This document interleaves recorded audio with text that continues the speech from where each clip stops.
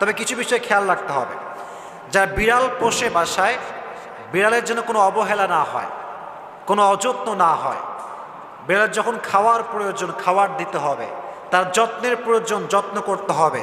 ঘুমানোর জায়গা দরকার, তাই ঘুমানোর জায়গা দেওয়ার দরকারটা আছে না নাই? তাকে যত্ন করতে হবে। ইভেন হাদিসে এসেছে একজন মহিলা একটি বিড়ালকে আটকে রেখেছিল এবং তাকে খাওয়ার দেয় নাই, তার যত্ন করে না, তাকে ছেড়ে দেয় নাই। হাদিসে এসেছে আল্লাহ তাকে জাহান্নামে নিক্ষেপ করেছে, নাউজুবিল্লাহ পড়ান। এজন্য বিড়াল থাকা দোষের কিছু নয়,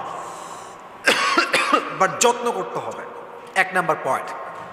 2 নাম্বার পয়েন্ট, নবীজি বলেছেন হাদিসে, যে ব্যক্তি প্রাণীর উপরে দয়াবান হয়, যত্নশীল হয়, রহম করে, আল্লাহ তার উপরে রহমশীল হয়ে যায়। সুবহানাল্লাহ পড়ে। আপনি প্রাণীকে মায়া করবেন, আল্লাহ